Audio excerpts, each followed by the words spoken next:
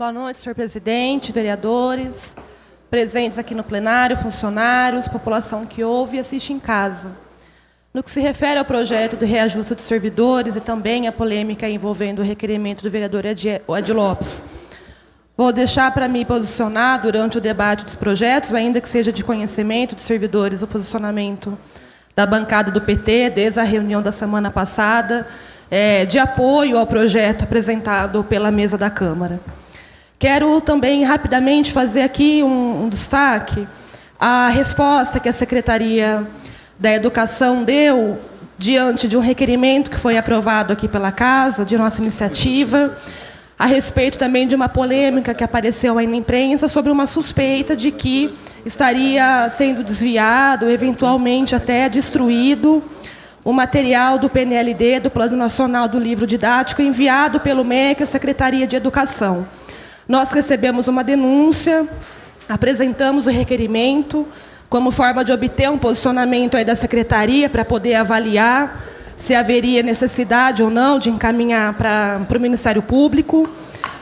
A resposta do requerimento nos dá conta de que, de fato, houve um equívoco do MEC no envio desses materiais. A gente tem a cópia de toda a troca de e-mails institucionais entre a Secretaria e o próprio MEC. Nós entramos em contato com o MEC para poder confirmar as informações enviadas pela Secretaria de Educação.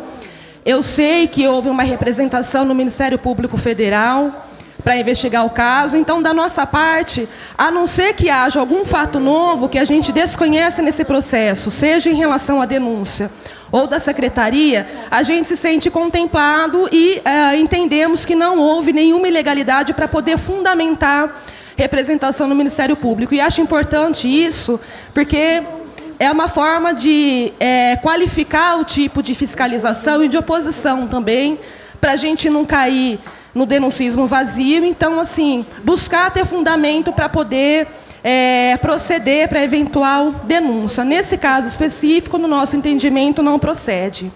Eu quero comentar aqui também, nós recebemos inúmeras reclamações e denúncias no gabinete de entidades assistenciais aqui em Araraquara que trabalham com crianças e que tiveram o passe fornecido pela Secretaria de Assistência Social cortado, o que estaria prejudicando a participação dos alunos nos projetos. Algumas entidades estão tendo a frequência aí de cerca de 30%, 40% dos alunos, porque a grande maioria não tem condição de ir, porque a Prefeitura cortou o passe.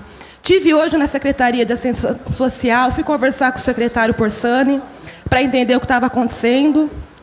E quero destacar aqui também que, diferente, infelizmente, de outras secretarias, ainda que a gente seja da oposição, o trato do secretário e dos funcionários com nós da oposição sempre foi muito isento. Então, acho importante destacar aqui esse profissionalismo do Porsani. E aí foi explicado que, de fato, teve a suspensão da emissão dos passes, mas que isso já tinha sido retomado desde a semana passada e que, inclusive, algumas entidades começariam a receber o passe para que os alunos possam frequentar os projetos sociais pela Secretaria de Educação. Muito bem, eu achei isso um pouco estranho, mesmo porque eu desconheço que possa ser utilizado o dinheiro do Fundeb, do Fundo Nacional de Educação, para poder subsidiar passe para que criança e jovem participe de projeto de entidade social. Voltando para o gabinete, a gente entrou em contato com as mesmas entidades que tinham confirmado o corte dos passes. Nenhuma delas nos afirmou que, de fato, o problema tinha sido resolvido. Entramos em contato com a Secretaria de Educação, falei com o funcionário que é gerente de transporte, e nos disse também que muitas famílias estão procurando a Secretaria de Educação, enviados pela Secretaria de Assistência, para poder buscar passe para que o aluno, o filho, a criança, enfim, possa participar dos projetos. E que a Secretaria de Educação não sabe de nada, e a família que chega lá carente, na expectativa de ter o passe, volta para casa. Isso acontece num contexto, inclusive, onde essas entidades deixaram de receber, desde o ano passado, produtos alimentícios, hortifrutis, que vinham do PAA, porque a Prefeitura de Araraquara foi suspensa por conta do escândalo daquela fraude no programa, que está sendo investigado pela Polícia Federal. Enfim, o fato concreto é que aquilo que o secretário nos informou, pelo que a gente checou hoje, nada se confirma. As entidades continuam sem o passe. Então, por exemplo, a Oficina das Meninas, que trabalham com quase 60 crianças e jovens que vêm de situação de risco. Menos da metade está frequentando porque não tem como chegar. Lá em Nossa Senhora das Mercês, são mais de 100 crianças e jovens atendidos. Aliás, crianças e adolescentes. Lar juvenil, entre outras. Então, diante do que está acontecendo, a gente vai dar o prazo de mais uma semana, entrando em contato todos os dias com as entidades. Se não receber nesse prazo, eu não quero dizer que um secretário está mentindo, que o outro está se omitindo.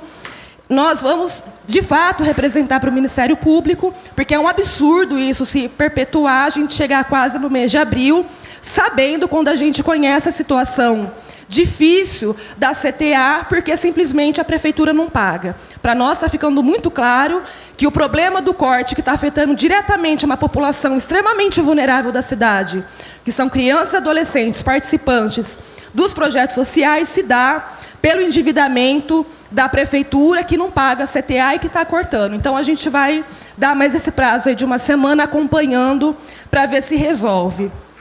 E ainda, no que se refere à assistência social, eu também pautei com o secretário uma reclamação que nos chegou de algumas pessoas, mas é uma situação que a gente constata na rua no dia a dia, que é o fato do número cada vez maior de moradores de ruas ou pessoas que ficam na rua e que são usuárias de drogas, incomodando pessoas que param no semáforo, sobretudo no período da noite e, sobretudo, quando se tratam de mulheres. Segundo o que o secretário me informou, e eu achei importante fazer essa conversa, porque eu entendo que a Polícia Militar tem um papel a cumprir aí, mas não é só ela, é impossível a Polícia Militar dar conta de um problema que é social, então não dá para ficar só nas costas da polícia. E aí eu saí de lá até que animada, porque ainda que o secretário tenha uma visão, que eu tenho acordo, que esse tipo de constrangimento que a população passa na rua se dá muito mais pelo perfil de pessoas que são usuárias de drogas e não necessariamente moradores de rua, uma vez que esse controle até que mais ou menos bem feito aqui na cidade, e que é verdade que o atendimento precário do CAPS-AD, que falta psiquiatra, que falta medicamento, óbvio que isso prejudica todo o tratamento de uma população que é dependente de química, que interrompe o tratamento, tem recaída e vai para a rua, e isso afeta quem está ali. Ainda que nesse cenário bastante preocupante, a Secretaria de Assistência Social lança uma campanha. Mais um minuto, por favor. Mais um minuto. É uma pena que eu não peguei o material, mas que é um material que diz, não dê esmola, uma campanha para poder informar o cidadão de que essa é uma prática que mais atrapalha do que ajuda, mas nesse material, que é um folder e um adesivo de para-choque, tem um 0800 que a pessoa pode ligar, que vai funcionar 24 horas, além dos contatos da Polícia Militar, Guarda Municipal, Casa Transitória e Associação São Pio. Então, são meios que o cidadão vai ter de poder acionar o poder público quando ele passar por alguma situação intimidante ou constrangedora no que se refere a essa abordagem nos semáforos feitas por ou moradores de rua, que é a minoria, mas, sobretudo, por pessoas aí dependentes químicos, usuários de drogas, que muitas vezes acaba incomodando para poder financiar o seu consumo. Então, nesse ponto de vista, a gente sai dali até aqui mais animado. Espero que a campanha dê certo.